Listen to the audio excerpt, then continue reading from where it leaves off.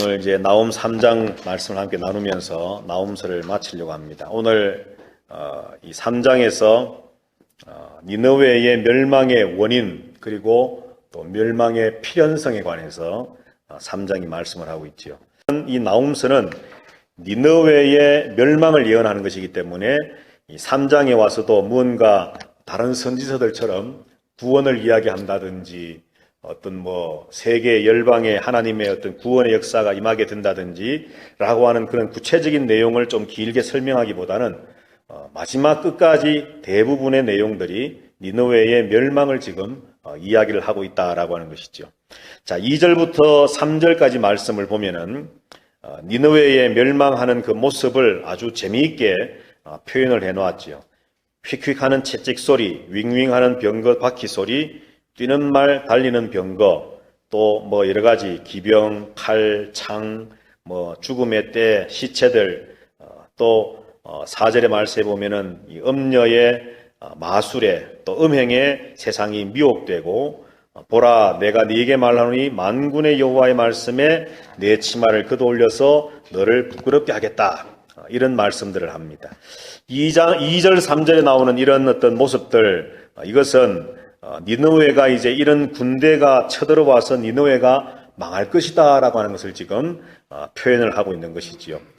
그러면서 4절 말씀에 보면은 5절부터 또 7절 말씀에 보면은 이제 부끄러움을 당하게 될 것이고 구경거리가 될 것이고 또 니느웨가 황폐하게 되었다. 이렇게 2절, 3절 또 5, 6절에서 니느웨가 어떻게 멸망하게 될 것인가 라고 하는 모습을 이야기를 합니다. 그런데 그 가운데 이제 1절과 4절에서 보면 이 니느웨가 멸망당할 수밖에 없는 그 이유를 두 가지를 이야기하고 있지요. 1절에 보면 화 있을진저 피의 성이여 그 안에는 거짓이 가득하고 포악이 가득하며 탈취가 떠나지 아니하는도다. 그렇게 말합니다. 피의 성, 또 거짓과 포악, 탈취가 가득한 성이다. 니느웨를 그렇게 이야기합니다. 자, 그리고 4절에서는 마술에 능숙한 미모의 음녀가 많은 음행을 행하였다. 그래서 그 음행과 그 마술로 여러 나라를, 여러 족속을 미혹을 했다. 그렇게 이야기합니다. 자, 그러니까 니느웨가 이처럼 바벨론과 메데 파사 연합군의 채찍, 병거, 칼, 달리는 병거, 창, 이런 것들이 막 이제 와서는 무너뜨려서 부끄러움을 당하게 하고 구경거리가 되게 하고 황폐하여 무너지게 될 것인데 그렇게 될 수밖에 없는 이유가 그들 속에 거짓과 또 포악이 가득했고 그리고 그들은 마치 음녀가 음행을 행해서 세상 남자들 이렇게 유혹하는 것처럼 세상 나라와 민족들을 유혹했기 때문에 미혹했기 때문에 니느웨는 멸망할 수밖에 없다라고 이야기를 하는 겁니다. 자, 여러분들 1절부터 7절까지를 우리가 잠깐 대략적으로 살펴보았는데 어디서 많이 본 것 같지 않습니까? 1절부터 7절까지 내용의 말씀이 어떻습니까? 어디서 본 것 같습니까? 그 속에는 겉은 화려한데 그 속에는 피의 성이고 그 속에 거짓과 포악과 탈취가 가득하다. 어떤 성이 있었는데 그 성이 겉으로는 아주 화려하고 휘황찬란하고 그랬는데 그 속에는 신음하는 소리가 있고 피 흘린 자들의 피에 신음하는 소리가 있었다. 이런 말씀 우리가 어디서 봤지 않습니까? 예, 계시록이죠. 계시록. 예. 요즘 우리가 계시록 이 바벨론 지난까지 우리가 17, 18장을 공부했었는데 음녀 바벨론이 바로 이런 모습이었지 않습니까? 그죠? 음녀 바벨론이 겉으로는 아주 굉장히 화려하고 사치스럽고 잘 꾸며졌는데 근데 그 속을 들여다보니까 그 속에는 이런 피 비린내가 나고 피 흘린 자들의 함성이 들리고 어떤 그래서 신랑 신부의 잔치 소리가 없어질 것이다. 또 악기 연주하는 소리가 없어질 것이다. 바벨론에 멸망할 때의 그 내부의 모습을 계시록이 또 말씀했지 않습니까? 자, 그리고 4절에 있는 말씀 역시도 마술에 능숙한 미모의 음녀. 이거는 바로 그죠? 음녀 바벨론의 모습이지요. 우리 한번 계시록을 찾아가서 한번 말씀을 한번 보실까요? 17장 말씀입니다.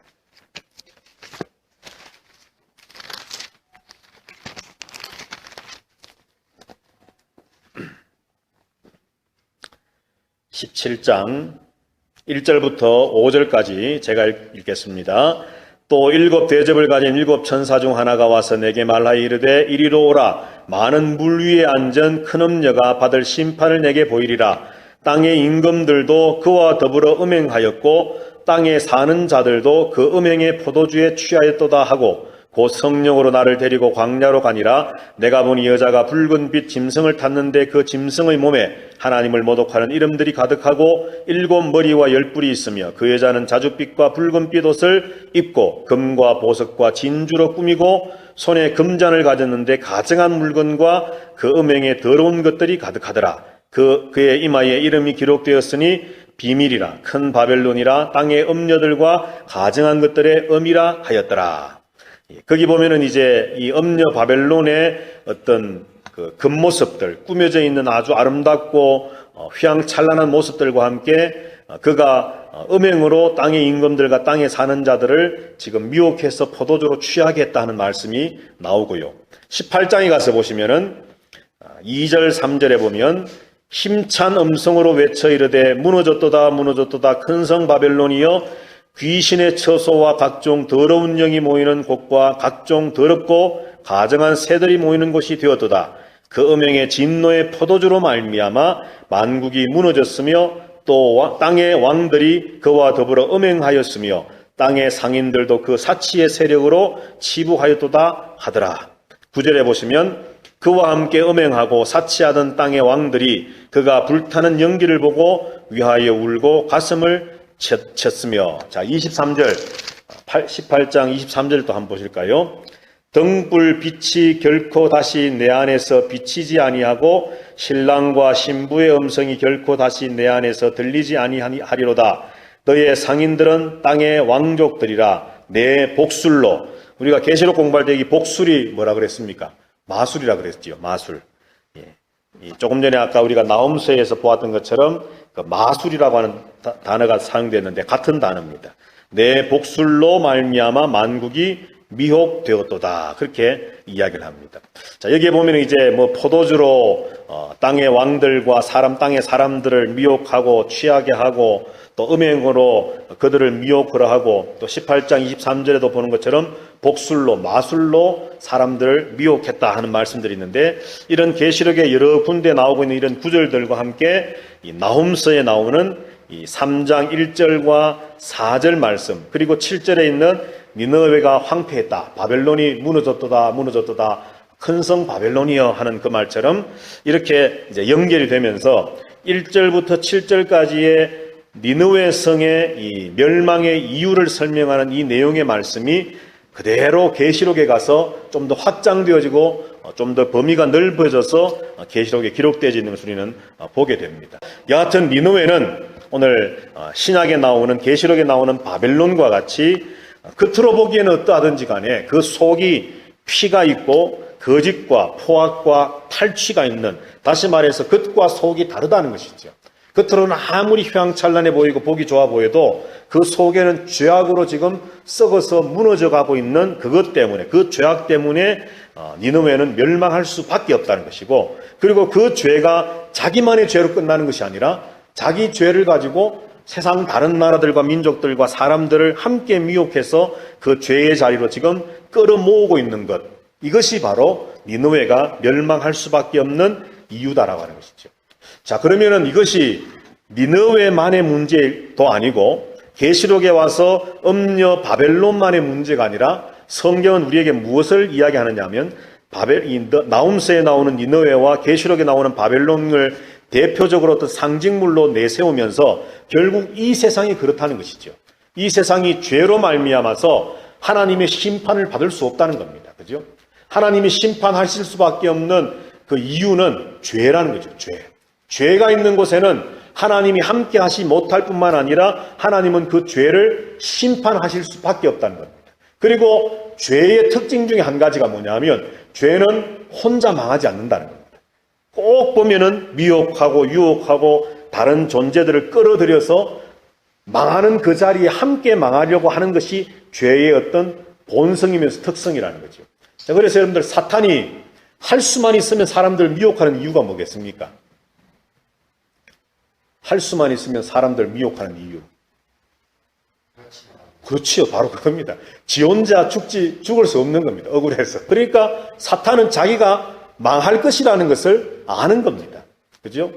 그러니까 그 망함 가운데 자기 혼자 망할 수 없으니까 세상 사람들을 결국은 끌어모으는 거지요. 그래서 마지막 한번 어떻게 하나님을 향해서 대적해보지만 결국은 사탄이 망하는 그 자리에 모든 짐승들과 바벨론 온 세상과 또 그를 추종했던 모든 자들이 다 망하는 것처럼 오늘 이 니느웨를 향한 하나님의 말씀도 마찬가지지요.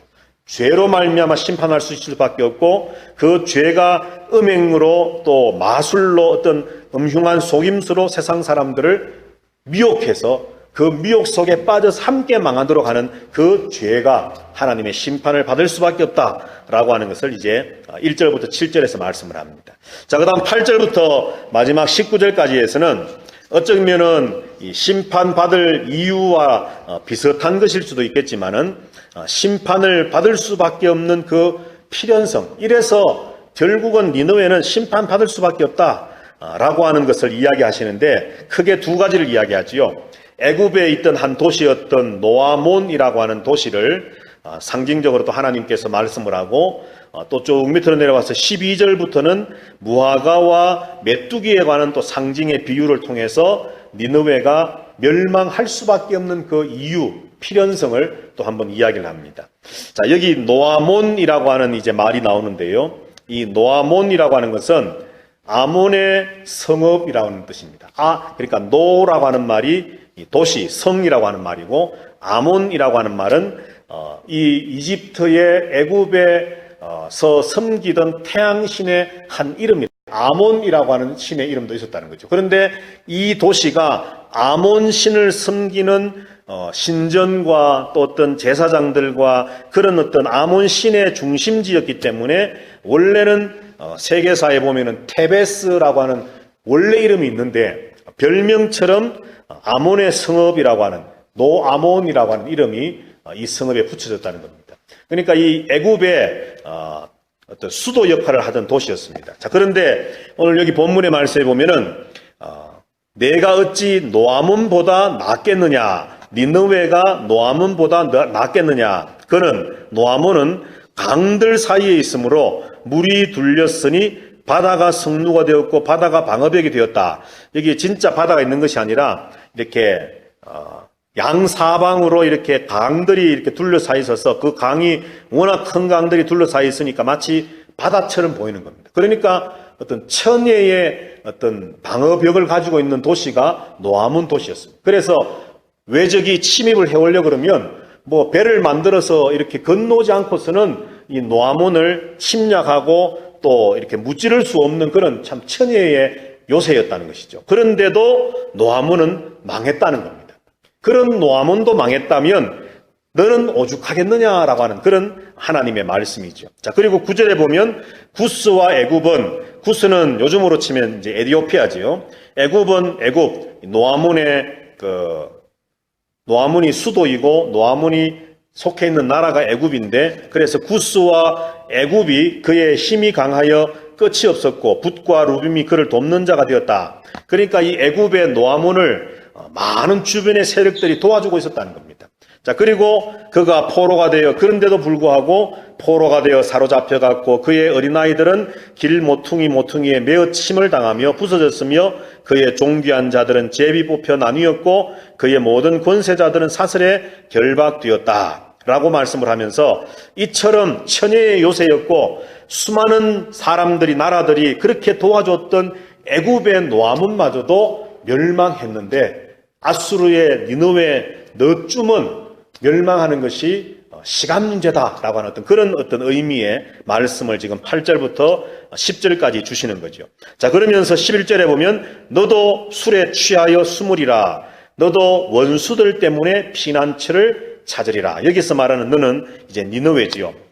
노아몬이 이렇게 멸망했던 것처럼 너 역시도 술에 취하여 숨고 또 원수 때문에 피난처를 찾게 될 것이다. 자, 아수르라고 하는 나라가 612년에 바벨론에 의해서 멸망을 당하고 1820년, 그러니까 서기 1820년, 지금으로부터 한 200년 전쯤이죠. 그때의 아수르의 어떤 문화 유적들이 발견되기까지, 그러니까 근한 1800년에다가 600년이면 2400년 동안 아수르라고 하는 나라의 존재를 고고학자들이 인정을 하지 않았다고 합니다. 왜냐하면 완전히 아수르의 어떤 그런 문화적인 유적들이나 그런 것들이 지구상에서 1820년에 발굴될 때까지 찾아볼 수가 없었답니다. 그래서 성경에도 아수르라고 하는 말이 있고 세계사의 어떤 그런 구전처럼 내려오는 어떤 그런 기록에도 아수르라고 하는 나라가 분명히 있는데 도무지 유적을 발견할 수 없으니까 고고학자들은 이 나라는 어떤 가상의 나라였을지도 모른다라고 할 정도로 이 아수르라고 하는 나라는 자치를 감췄다는 거예요.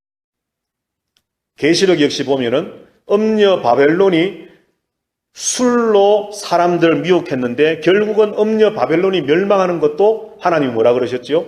진노의 포도주로 그들을 멸망시키겠다 말씀했지 않습니까? 그죠? 그래서 계시록의 14장이나 16장, 18장, 19장 계속해서 하나님께서 요한을 통해서 바벨론을 심판하시는 하나님의 대적들, 악한 세력들을 심판하시는 모습을 다시 그들의 포도주 잔에다가 하나님의 진노의 포도주를 부어서 그들로 마시게 하심으로 하나님께서 그들이 행한 악을 갚아주리라 말씀하면서 진노의 포도주를 말씀하셨는데 여기 술에 취한다라고 하는 이 말이 바로 하나님의 진노의 술을 의미하는 겁니다. 그래서 진노의 술을 마시게 하심으로 하나님께서 그들로 하여금 취하게 하시고 다시 말해 심판을 받게 하시고 결국 그들을 이 땅에서 자취를 감추게 하나님이 완전히 멸망하도록 하나님이 하시겠다는 거죠.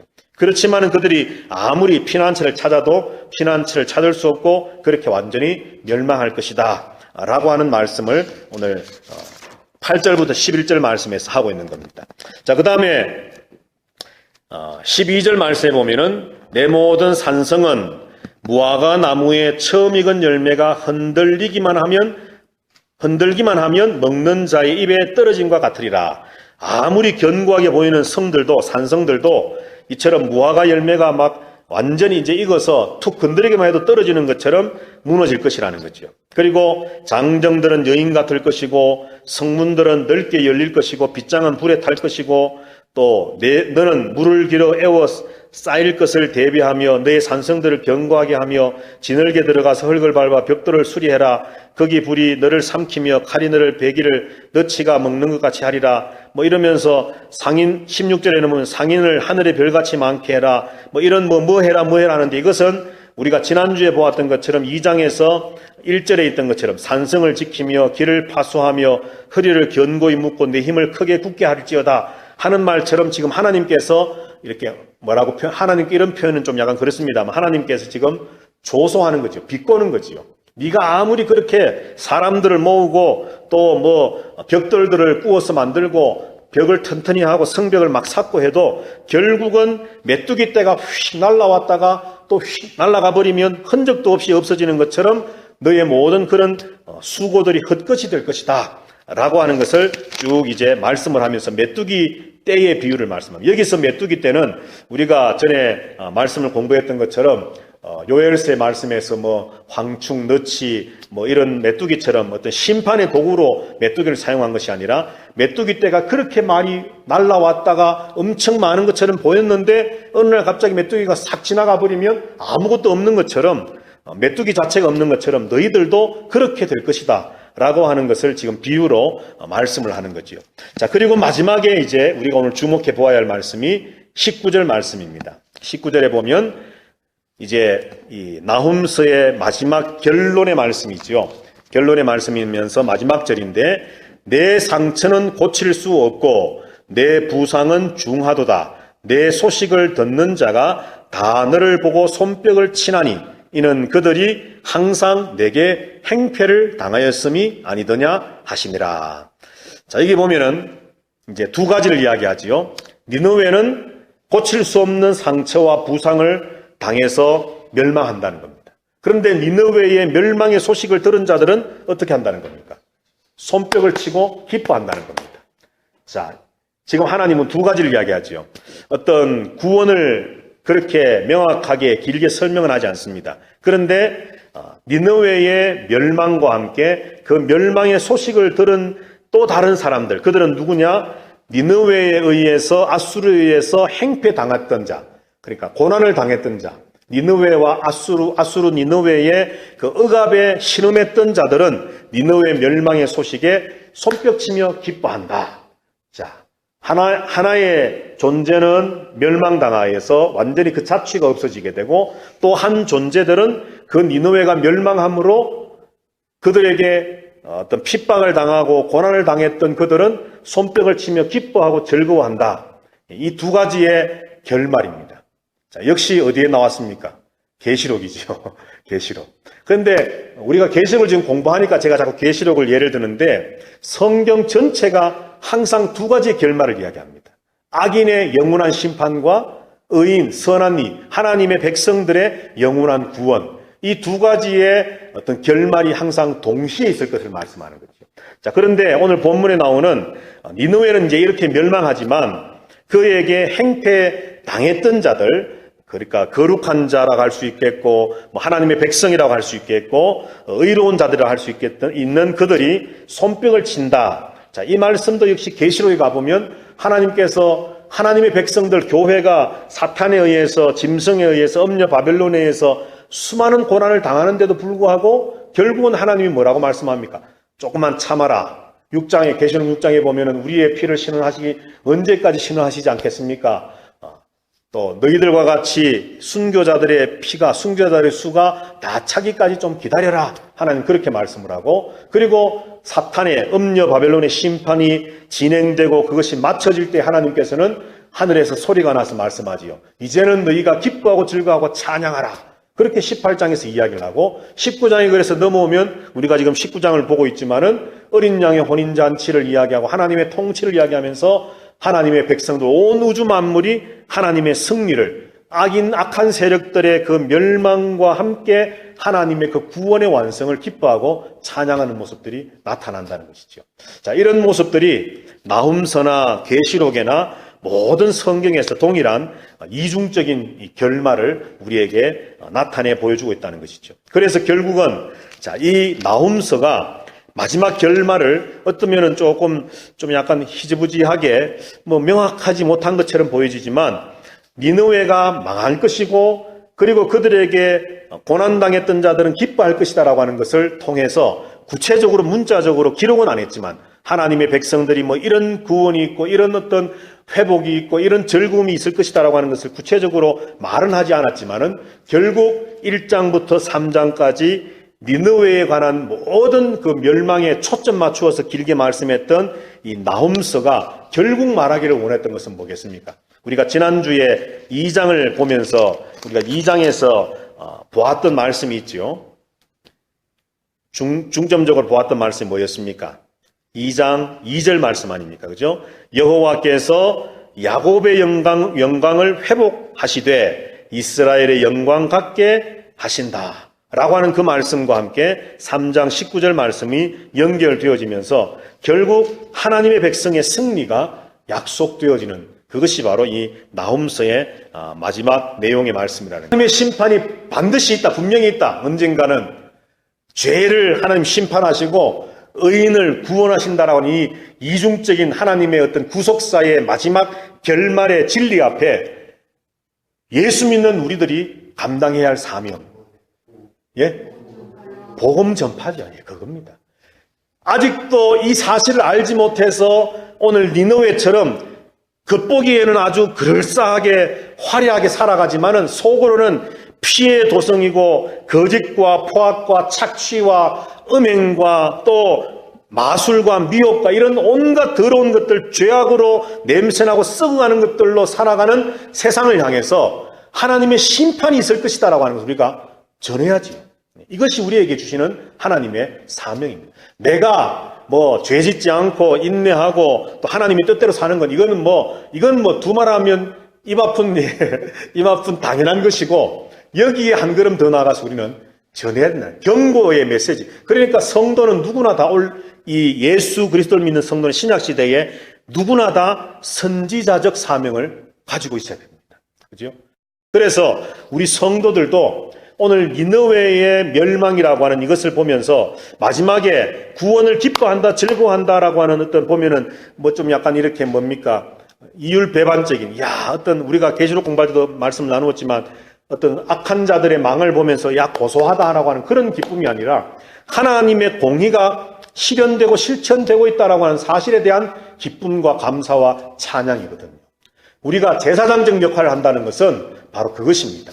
그냥 세상 사람들을 그냥 예수 안 믿으니까 불쌍하다, 뭐 하나님 없으니까 당신 구원이 없을 거니까 불쌍하다, 단순히 그런 어떤 의미에서의 긍휼과 불쌍여김과 사랑이 아니라 마침내 하나님의 구원이 완성될 것이고 하나님의 은혜가 완성될 것, 하나님 나라가 완성될 것에 대한 분명한 확신을 가지고 우리가 바로 그 마음을 가지고 세상을 품을 수 있는, 그래서 하나님이 우리에게 주시는 그 기쁨과 감사와 찬양의 자리로 사람들을 불러 모을 수 있는, 그래서 항상 이중적인 겁니다. 동전의 양면과 같이 한 면에 있어서는 날카로운 칼을 휘두르듯이 세상 사람들에게 당신들 그렇게 살다가는 망할 수밖에 없다라고 하는 경고의 메시지를 함께 던지면서, 또 한편으로는 마침내 하나님의 구원이 완성될 것인데 그 하나님의 기쁨에 나도 동참하는 것처럼 너도 동참해야 되지 않겠느냐라고 하는 그런 어떤 구원의 메시지를 전하는, 이것이 바로 우리의 사명이 되어져야 한다는 것이죠. 그렇게 살기 위해서 아주 기초적으로 기본적으로 어떤 준비되어지고 기초로 놓여져야 될 것이 조금 전에 여러분들 다 말씀했던 삶이다, 하나님만을 바라보고 의지한다, 죄를 짓지 않는다, 말씀대로 뜻대로 산다, 인내하며 산다, 이런 모든 것들은 이제 우리의 기본입니다. 예수 믿는 우리 성도들이 오늘 나훔서에 나오는 니느웨의 멸망을 통해 하나님 말씀하시는 것처럼 우리는 이 두 가지를 동시에 함께 해나가야 된다는 겁니다. 하나님 앞에서. 그래서 하나님께서 오늘 니느웨의 멸망의 원인, 그들의 속 안에 들어져 있는 그런 죄악된 거짓들, 또 세상을 향해서 그 죄악을 퍼뜨려서 함께 멸망하려고 하는 그런 음행의 마술의 미혹들, 그리고 노아몬도 멸망을 했는데 너희들은 오죽하겠느냐, 무화과가 떨어짐과 같이 메뚜기가 확 몰려왔다가 확 사라지는 것처럼 너희들도 결국은 떨어지게 될 것이고 사라지게 될 것이다. 그래서 너희들의 상처와 너희들의 어떤 그 심판의 모습들은 중합니다. 고칠 수가 없다. 그러나 하나님을 믿는 백성들은 결국 하나님 앞에 기뻐할 것이다 라고 하는 메시지를 주면서 하나님의 백성들이 하나님의 구원 속에 영광 중에 거하게 될 것을 이야기하는 거죠. 이 사실을 이제 알고 믿고 또 소망하고 있는 우리들은 이것을 세상에 전해야 된다는 겁니다. 그다음도 우리가 할 수 있는 범위 안에서 정말 오늘 우리가 함께 나눴던 말씀처럼 선지자적인 사명과 제사장, 왕 같은 제사장의 사명을 우리가 감당하는 것. 그래서 우리가 계시록도 쭉 공부해 봤지만은 교회의 존재의 목적과 가치는 복음 전파에 있다는 것을 우리가 함께 나누었던 것처럼 그런 복음을 전하는 그런 저와 여러분들이 되어서 마지막 하나님 앞에 섰을 때에 그저 나 하나 열심히 하나님 뜻대로 잘 살았습니다, 죄 안 지으려고 노력했습니다, 그것만, 물론 그것이 구원의 조건이지만, 그런데 하나님 앞에 우리가 교회로서의 사명을 바로 잘 감당하다가 주님 앞에 왔습니다라고 하는 그런 모습으로 주님 앞에 설 수 있는 저와 여러분들이 될 수 있게 되기를 주님의 이름으로 부탁을 드립니다.